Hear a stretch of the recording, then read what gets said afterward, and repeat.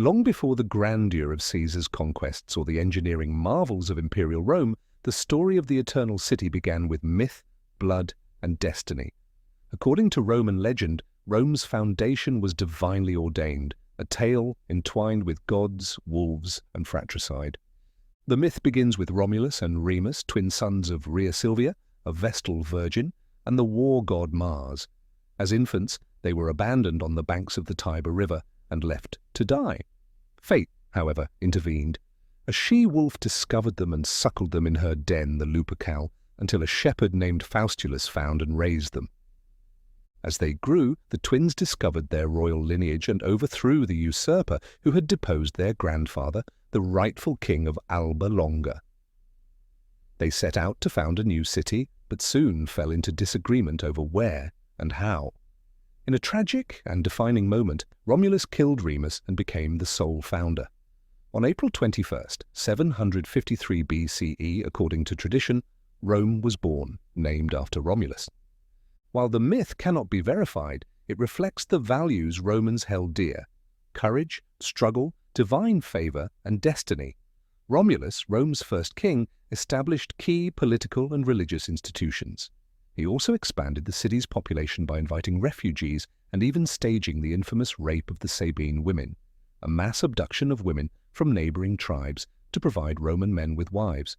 Though brutal, this event was later framed as a necessary act to secure the city's future, with eventual reconciliation and unification between Romans and Sabines. After Romulus, Rome was ruled by a succession of 6 more kings, collectively forming the regal period, which lasted until 509 BCE. These kings included both Latin and Etruscan rulers, suggesting a multicultural foundation for early Rome. While much of this era is shrouded in legend, some historical truths can be discerned. The kings are credited with laying the institutional and architectural foundations of Roman civilization. Numa Pompilius, the second king, was renowned for his piety and religious reforms, establishing many of Rome's priesthoods and sacred rites. He also introduced the Roman calendar, later reformed under Julius Caesar. Numa's reign contrasted with the militarism of Romulus, promoting peace and spiritual structure. Tullus Hostilius, the third king, shifted the tone back to war, notably defeating Alba Longa and absorbing it into Rome. Ancus Marcius, the fourth king, focused on infrastructure, building Rome's first prison and a bridge over the Tiber. The fifth king, Lucius Tarquinius Priscus, was of Etruscan descent. He expanded the Senate and began construction of the Cloaca Maxima, one of the world's earliest sewage systems, and the Circus Maximus, Rome's premier chariot racing stadium. His assassination led to the reign of Servius Tullius, a reformer known for reorganizing the Roman citizen body into classes based on wealth, setting the foundation for Rome's centuriate assembly, a crucial part of its political structure for centuries. The last king, Lucius Tarquinius Superbus, Tarquin the Proud, epitomized tyranny. He ruled without the Senate's consent, executed opposition, and consolidated power. His downfall began with a heinous act. His son, Sextus Tarquinius, raped Lucretia, a noblewoman. Lucretia's suicide galvanized public outrage. Lucius Junius Brutus, a relative of the royal family, led a revolt that expelled the Tarquins and abolished the monarchy. In 509 BCE, Rome became a republic. The shift was revolutionary. Power would no longer rest in a king, but in elected magistrates and representative institutions. Yet the early republic was far from democratic by modern standards. Only patricians, the aristocratic elite, could hold high office, while plebeians, commoners, had little political influence. The republic was designed with a deep fear of tyranny.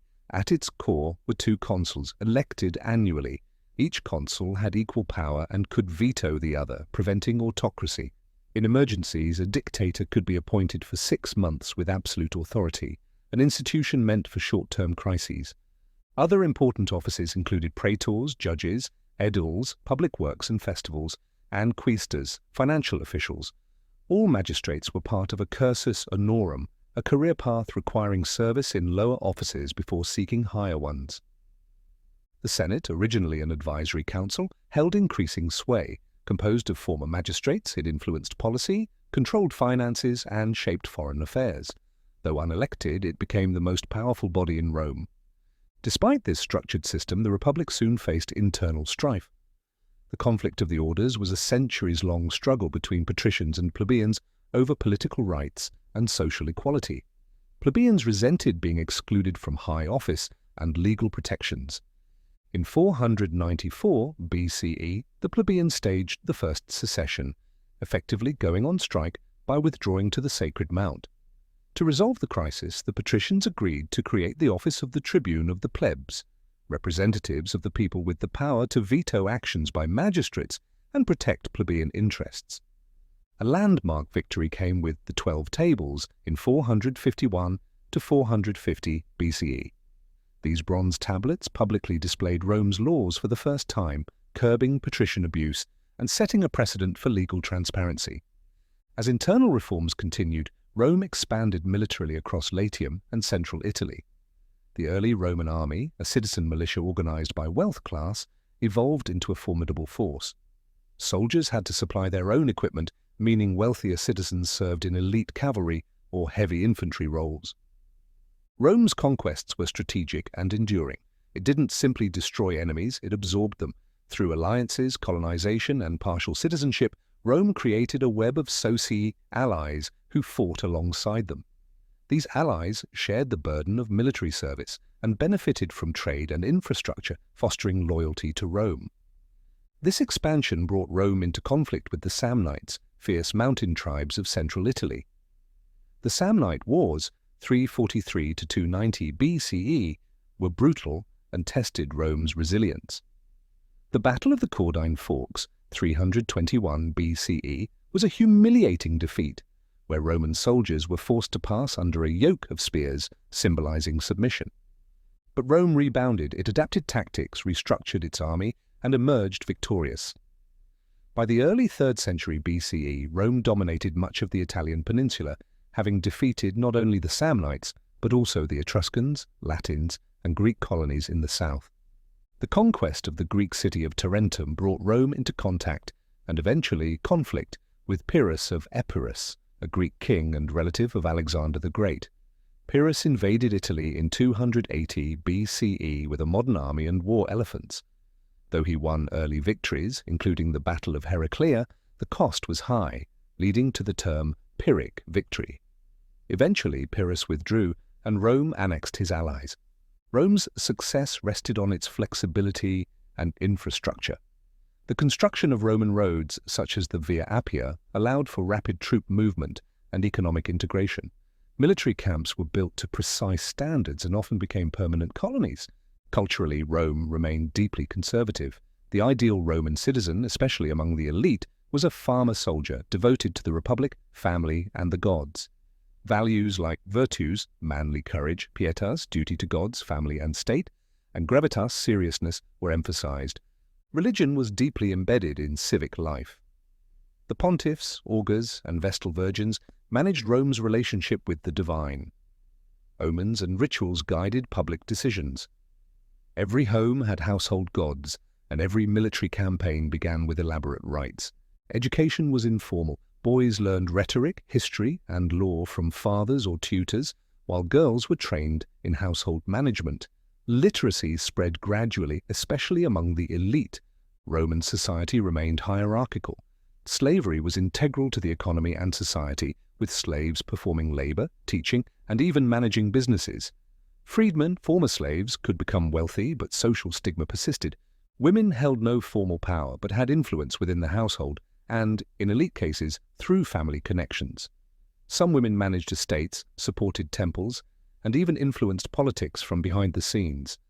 By the end of the 4th century BCE, Rome had transformed from a cluster of huts on the Tiber to a dominant force in Italy.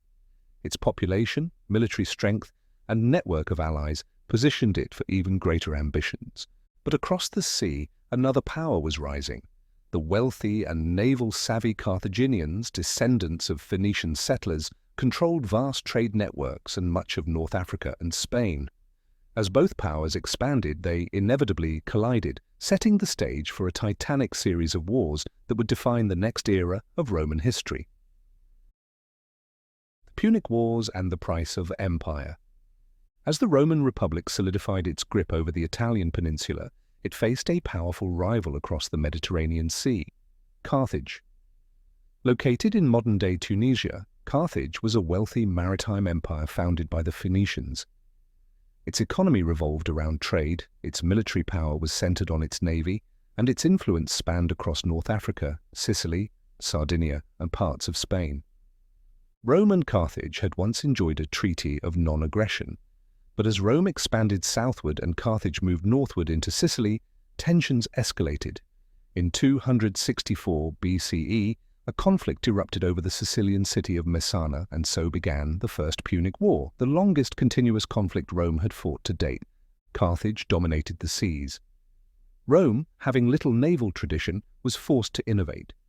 They constructed a fleet from scratch, reportedly copying a captured Carthaginian ship.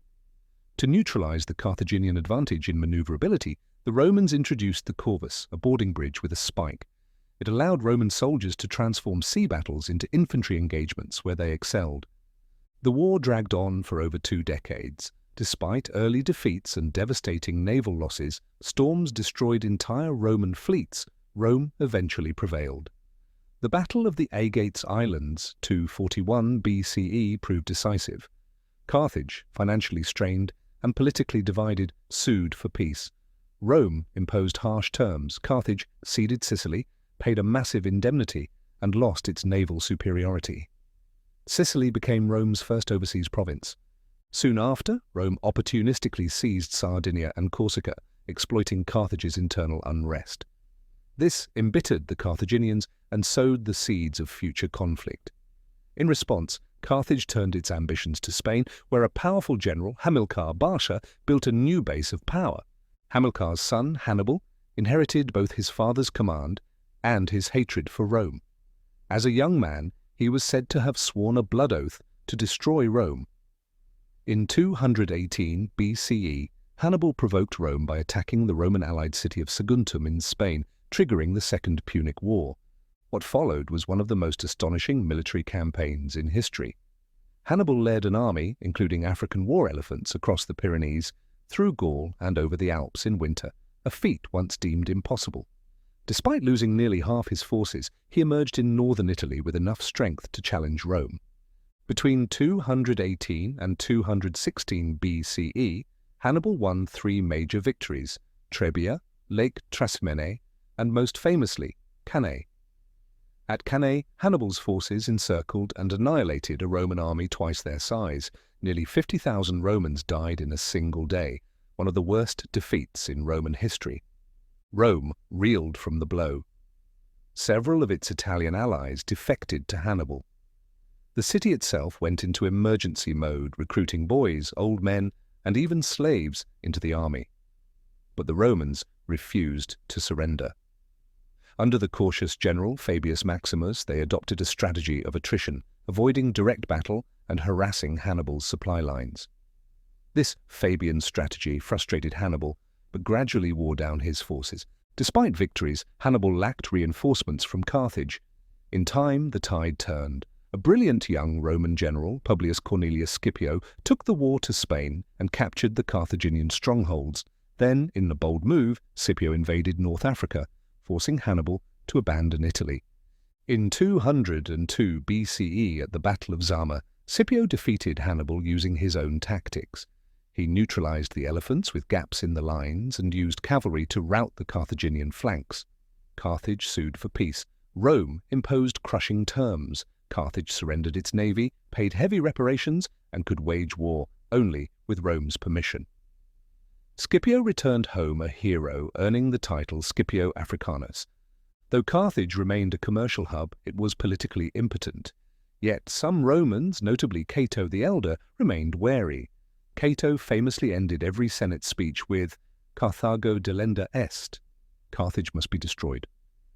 In 149 BCE, Rome declared war once more, this time with little provocation. The Third Punic War was short and brutal. The Romans laid siege to Carthage, eventually breaching the walls in 146 BCE. The city was razed, its inhabitants enslaved, and Carthage was wiped off the map. That same year, Rome also destroyed Corinth, solidifying its dominance over the Greek world. The Punic Wars had reshaped the Republic.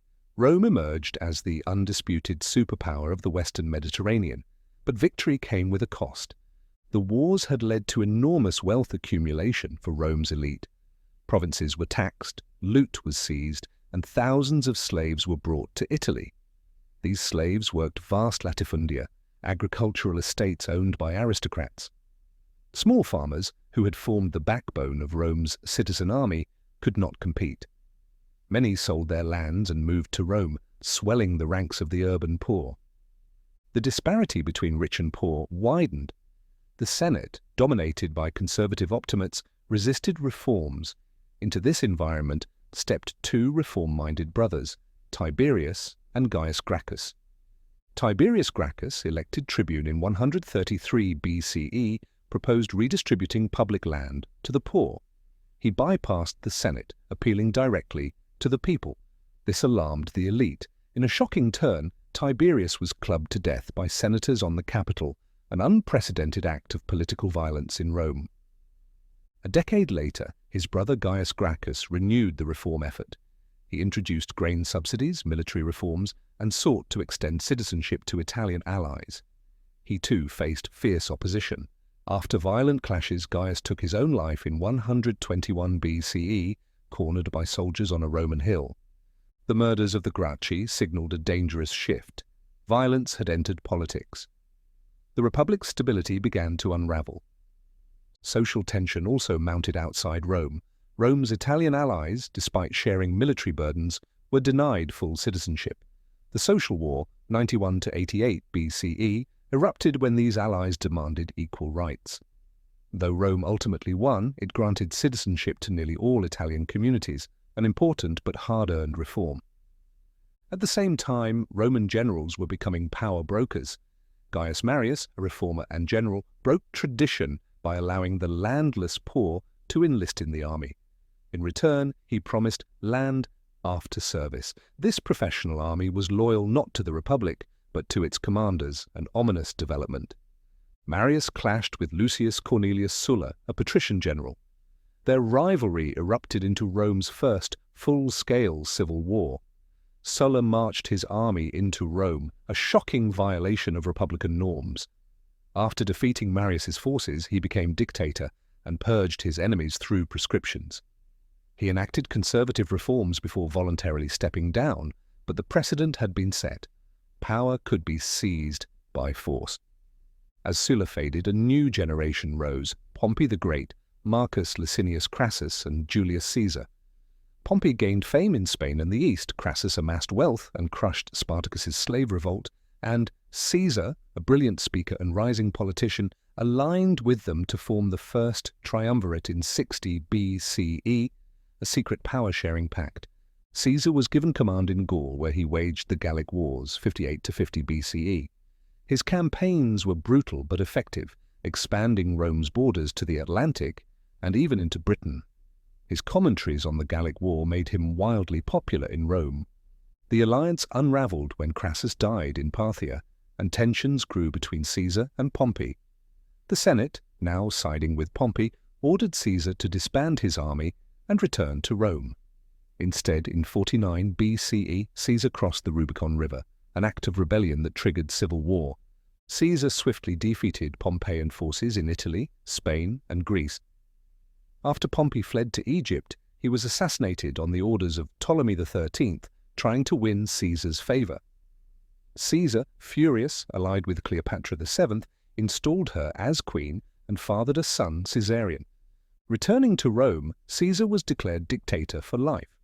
He enacted sweeping reforms: land redistribution, calendar reform, Julian calendar, and expansion of the Senate. But his concentration of power alarmed Republicans. On the Ides of March, 44 BCE, Caesar was assassinated by a group of senators led by Brutus and Cassius, who hoped to restore the Republic. But instead of saving it, they plunged Rome into chaos once again. Augustus and the birth of empire. The assassination of Julius Caesar in 44 BCE sent shockwaves through Rome. The conspirators, including Brutus and Cassius, believed they were saving the Republic from tyranny. Instead, they shattered what remained of its fragile structure. The streets of Rome erupted in chaos. Caesar's loyal supporters, particularly Mark Antony, took immediate control of the political scene. Antony, a powerful general and former consul, delivered a stirring eulogy at Caesar's funeral, using Caesar's will, which bequeathed money and land to the Roman people, to turn public sentiment against the assassins. Fearing for their lives, Brutus and Cassius fled Rome and began raising armies in the eastern provinces. But another figure soon rose, Gaius Octavius, Caesar's grandnephew and adopted son, named in Caesar's will as his heir. Only 18 years old, Octavian was untested in politics or war, but he was ambitious, strategic, and charismatic. He quickly moved to assert his claim, gathering support from Caesar's veterans and leveraging his family name. Antony and Octavian were initially at odds, but they found common ground in their desire to defeat the assassins. They formed an uneasy alliance with Lepidus, Caesar's former master of horse, creating the Second Triumvirate in 43 BCE. This formal power-sharing body had legal recognition and near-dictatorial powers for 5 years. One of their first acts was a brutal series of proscriptions, political purges targeting enemies and seizing wealth. Over 300 senators and 2,000 equestrians were executed, including the famed orator Cicero, who had spoken against Antony. This wave of terror shocked Rome, but it consolidated the triumvirs' control. In 42 BCE, the triumvirs confronted Brutus and Cassius at the Battle of Philippi in Macedonia.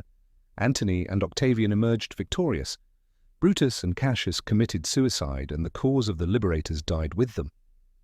With the assassins gone, the alliance frayed. Octavian took control of the west, Antony governed the east. Lepidus was gradually pushed to the sidelines. Tensions flared as Antony deepened his relationship with Cleopatra VII of Egypt. He married her, had children, and began adopting Eastern customs, actions that alarmed the Roman public. Octavian capitalized on this, portraying Antony as a traitor under the spell of a foreign queen.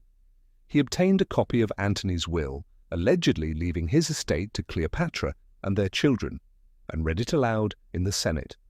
Outrage followed. In 32 BCE, war was declared, not against Antony directly, but against Cleopatra.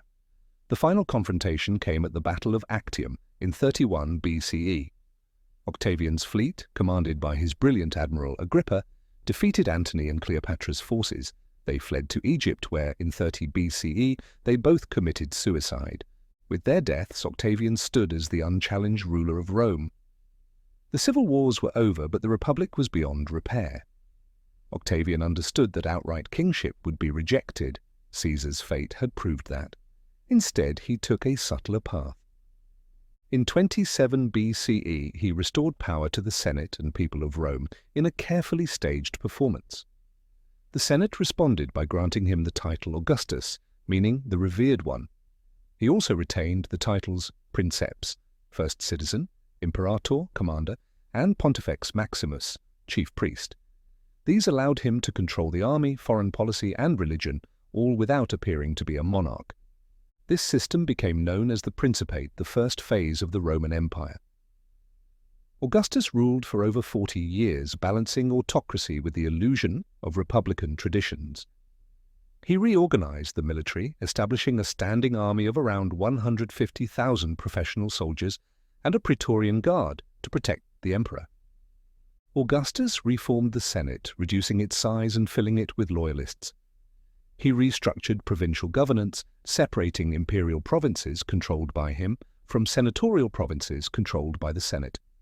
His tax reforms and census system increased efficiency and revenue. He also launched an ambitious building program, famously boasting, "I found Rome a city of brick and left it a city of marble." Temples, forums, roads, and aqueducts were constructed or refurbished. The Ara Pacis, or Altar of Peace, commemorated the peace and prosperity Augustus brought. Pax Romana, a golden age of Roman power lasting over 2 centuries. Morally, Augustus sought to restore traditional Roman values. He passed laws encouraging marriage and childbirth among the upper classes, penalized adultery, and promoted religious observance. His own family was not immune. His daughter Julia was exiled for promiscuity, a scandal that tarnished his personal legacy. Succession remained a challenge. Augustus groomed several heirs, Marcellus, Agrippa, Gaius, and Lucius Caesar, but all died prematurely.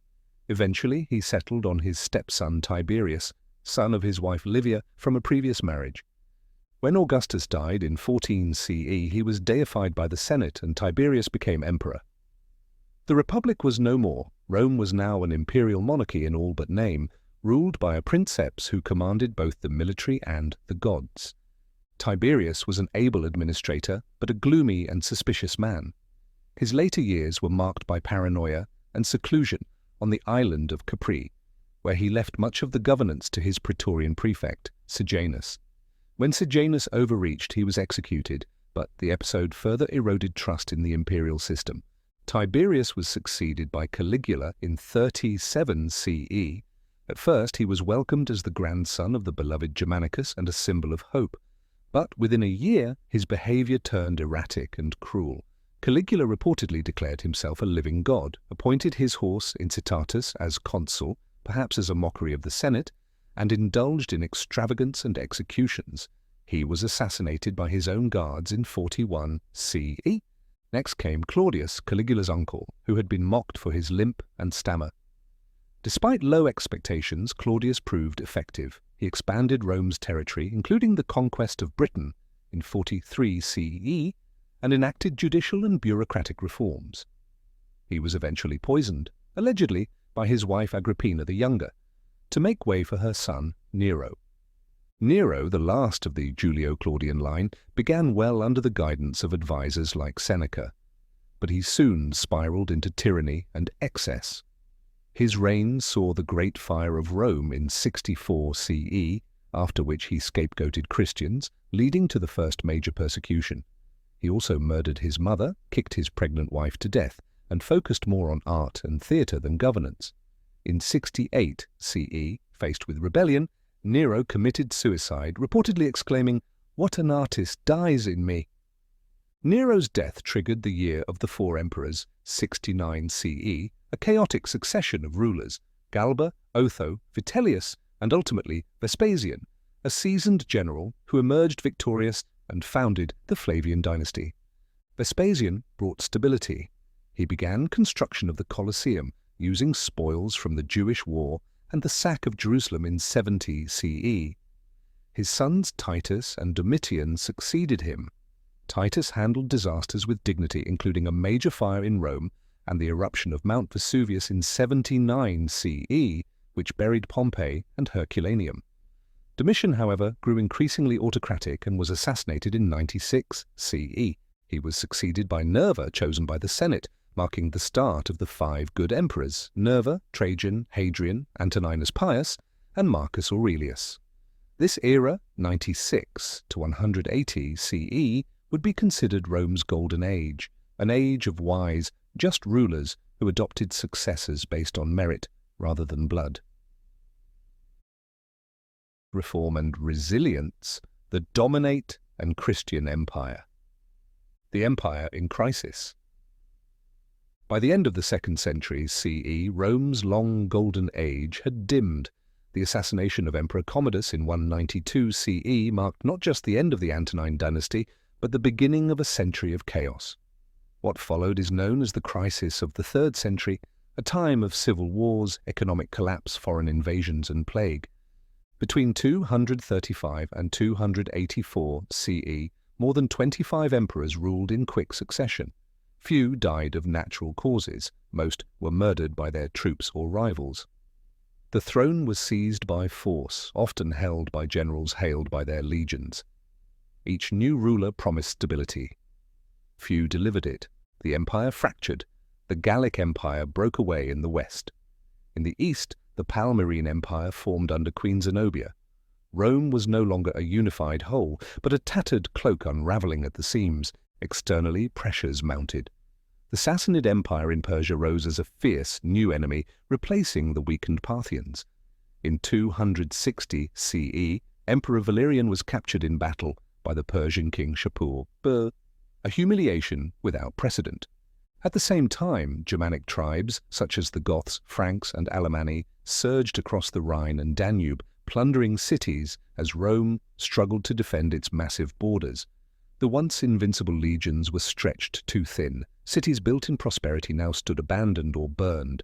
The economy crumbled, coins were debased, inflation soared, trade routes were disrupted, and the once thriving Mediterranean economy faltered. Rome itself, the eternal city, was no longer the secure center it had once been. The empire, it seemed, was dying. Diocletian, the reformer emperor. Into this maelstrom stepped a man of iron, Diocletian.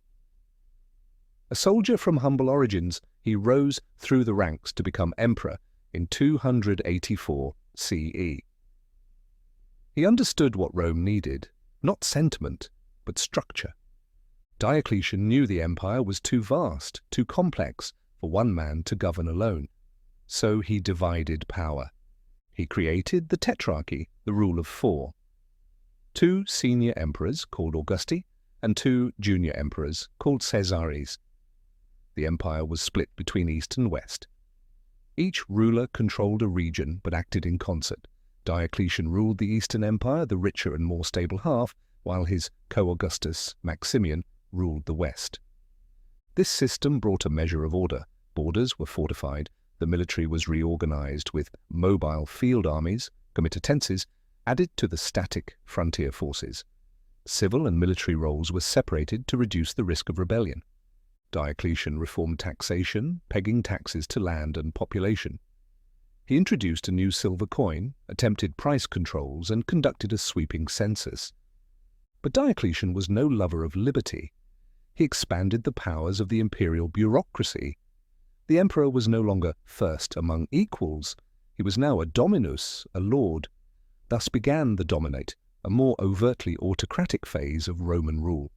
Emperors now wore jeweled robes, demanded prostration, and were surrounded by elaborate court rituals. And then there was religion. Diocletian saw the growing strength of Christianity as a threat to unity. Christians refused to sacrifice to the emperor's image, an act seen as treasonous. In 303 CE, Diocletian launched the Great Persecution. Churches were destroyed, scriptures burned, and thousands of Christians imprisoned, tortured, or executed. But the faith endured, and its moment was coming. Constantine and the Christian Empire. After Diocletian retired in 305 CE, the only Roman emperor to do so voluntarily, the tetrarchy began to collapse. Civil war erupted once again. Into this chaos stepped another titan of Roman history, Constantine.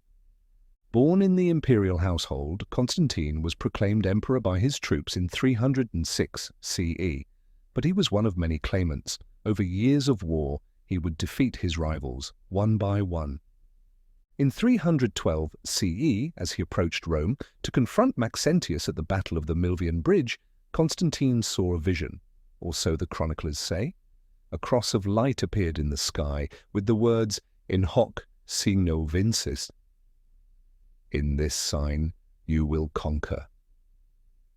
That night he dreamed that Christ told him to place a Christian symbol, the Chi-Rho, on his soldiers' shields. He did so, and he won. Maxentius drowned in the Tiber. Constantine entered Rome in triumph, the first Christian emperor. The next year he and his co-emperor Licinius issued the Edict of Milan, granting full religious tolerance to Christians. The persecutions ended, church property was restored, and the Christian faith began its transformation from outlawed sect to imperial religion. Constantine favored Christianity but did not outlaw paganism. He built churches, most famously the original St. Peter's Basilica, and summoned bishops to councils such as Nicaea in 325 CE to settle disputes over doctrine. The Council of Nicaea produced the Nicene Creed, defining the nature of Christ as fully divine, a foundational moment in Christian theology. Constantine's greatest political act was yet to come. In 330 CE, he dedicated a new capital, Constantinople, city of Constantine, built on the site of Byzantium, on the Bosporus Strait. Strategically located between Europe and Asia, it was rich, defensible, and far from the decaying politics of Rome. With high walls, grand forums, and Christian churches, it became the heart of the Eastern Empire, and would endure long after the West had fallen. Constantine died in 337 CE, baptized on his deathbed. He left behind not just an empire, but a new world, one where emperors bowed to a single god. Then comes a divided empire. After Constantine, his sons inherited a divided world. Civil wars continued, emperors rose and fell. The struggle between orthodoxy and heresy grew fierce. The Arian controversy, the question of whether Christ was equal to God the Father, split churches and cities. The imperial bureaucracy expanded, taxes grew heavier, armies were often filled with barbarian federates, non-Roman recruits who fought in exchange for land or pay. In the East, emperors maintained control, wealth, and order. In the West, decay was more apparent. Enter Theodosius I, the last emperor to rule both halves of the Roman Empire. A devout Christian, Theodosius made Nicene Christianity the state religion. Pagan temples were closed, the Olympic Games were abolished, he outlawed sacrifices and destroyed statues of ancient gods. In 395 CE, after Theodosius died, his two sons inherited the empire, Arcadius in the east, Honorius in the west. The split became permanent. The Western Roman Empire, weakened by invasions, political incompetence, and economic collapse, began to slide toward oblivion, the fall of the West. Throughout the 5th century, waves of barbarian invasions shook the Western Empire. In 406 CE, Germanic tribes, Vandals, Suebi, Alans, crossed the frozen Rhine. The frontiers fell apart. In 410 CE, the unthinkable happened.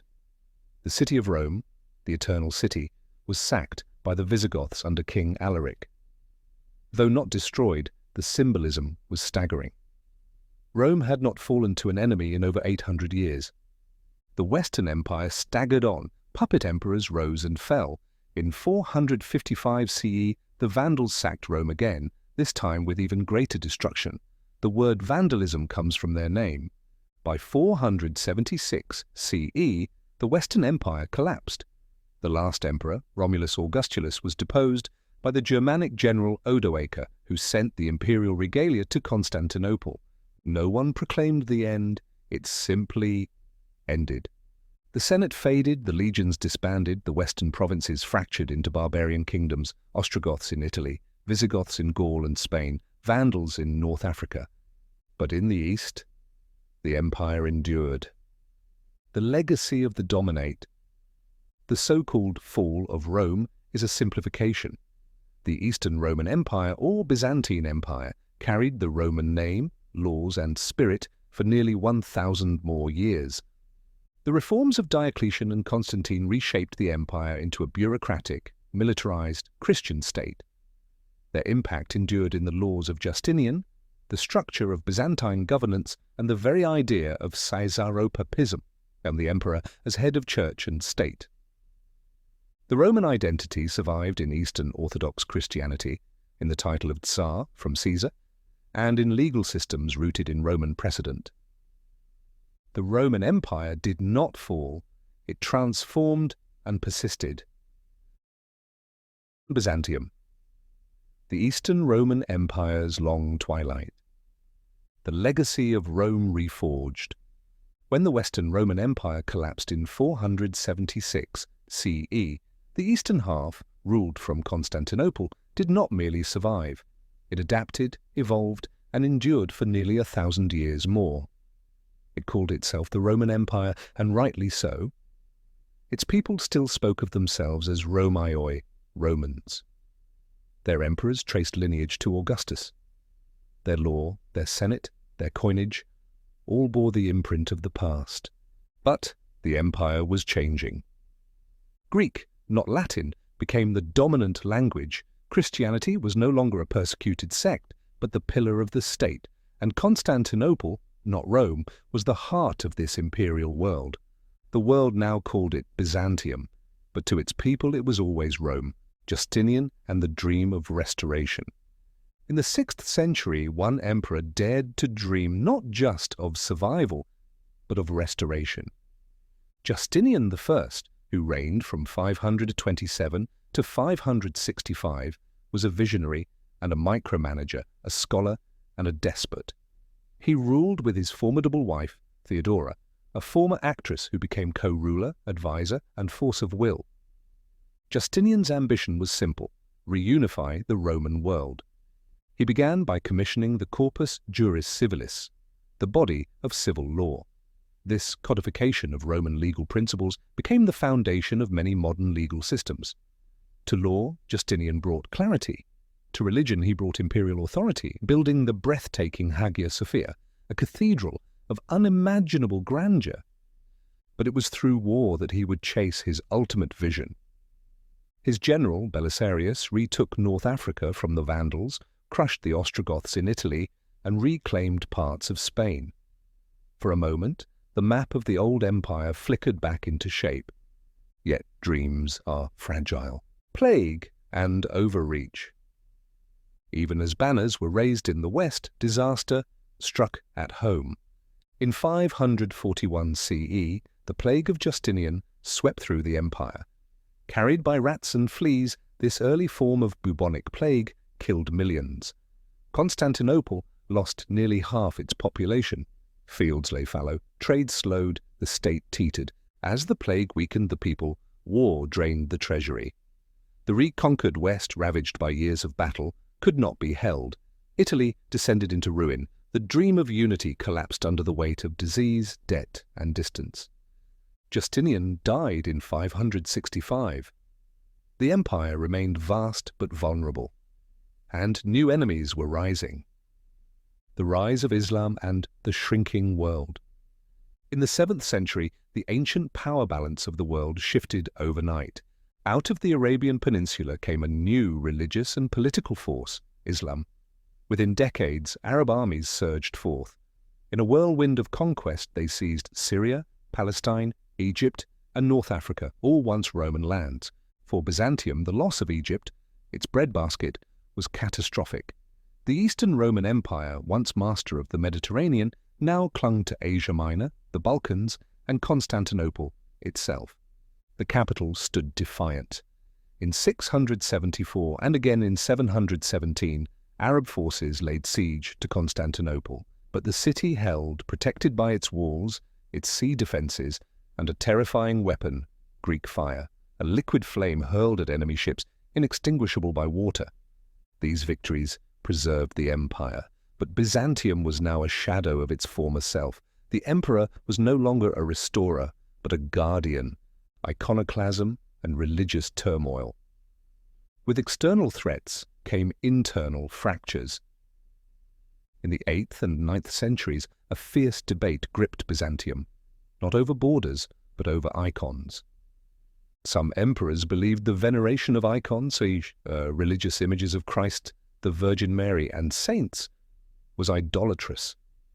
These iconoclasts ordered their destruction. Monasteries were attacked, murals were scraped from church walls, resistors were imprisoned or exiled. Others, the iconodules, defended icons as sacred windows to the divine. The struggle lasted over a century. It tore communities apart. Emperors rose and fell over it. At times, it was as brutal as any civil war. Ultimately, the iconodules prevailed.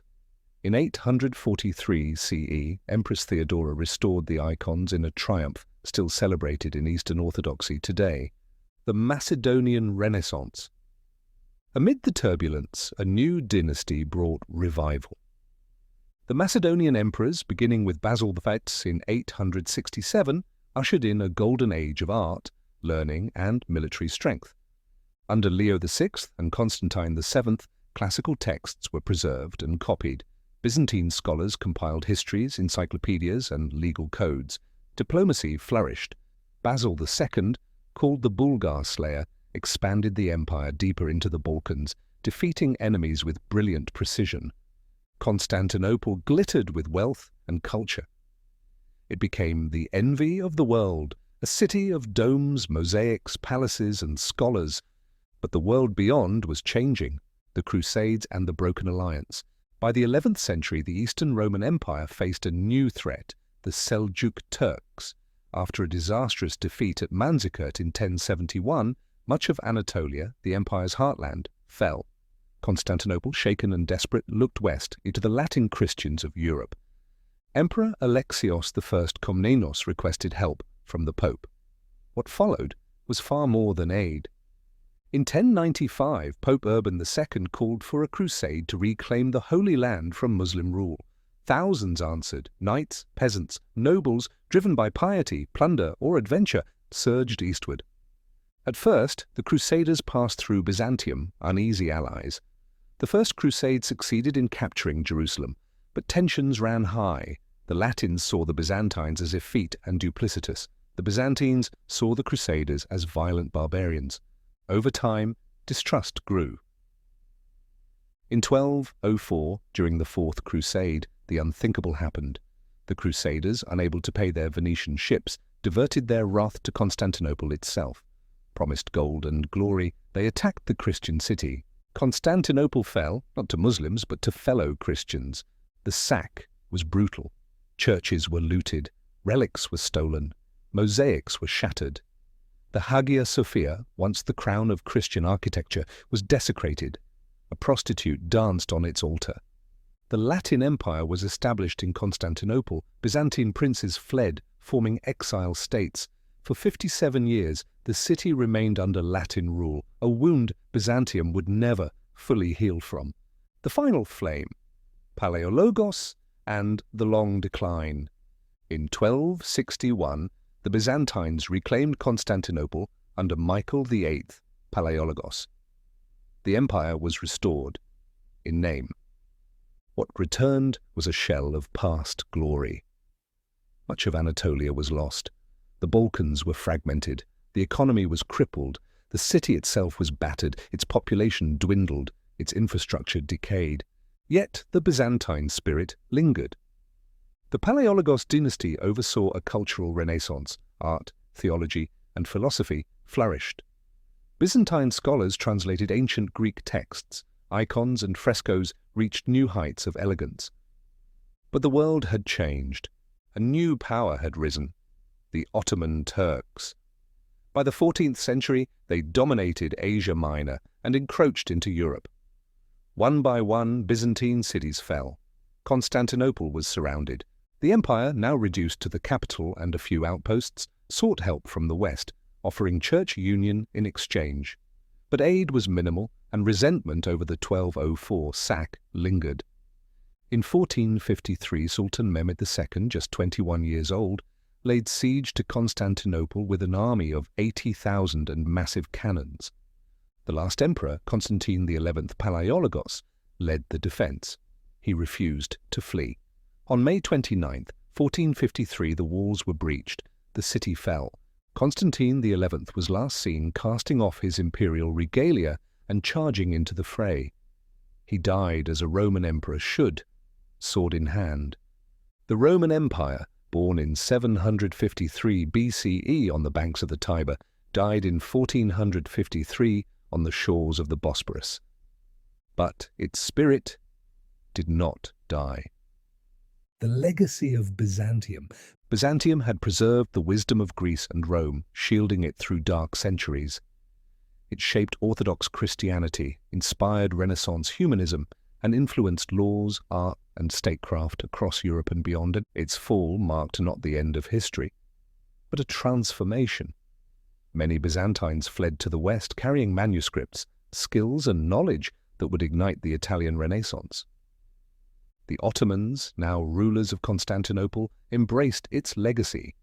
They transformed the Hagia Sophia into a mosque, preserved many structures, and ruled from the same capital, now Istanbul. To the east, Russia adopted Orthodox Christianity and saw itself as the Third Rome. The Russian Tsar, from Caesar, was heir to Roman imperial ideology. The Empire of Byzantium, the last torchbearer of Rome, flickered out. But in its glow, new worlds were born. Epilogue. The 1,000-year empire. From Romulus to Constantine XI, from the muddy Palatine Hill to the golden mosaics of Hagia Sophia, from pagan temples to Christian cathedrals. The Roman Empire lived for nearly 2,200 years. Byzantium alone stood for over 1,100. It survived plagues, invasions, heresies, civil wars, and crusades. It outlasted Charlemagne, outlived the Mongols, witnessed the rise of Islam, the fall of feudal kings, and the dawn of the Renaissance. Its fall was not a collapse, but a twilight, long, luminous, and haunting. And even now, beneath the streets of modern Istanbul, the stones of Byzantium whisper to those who listen. Rome never truly died.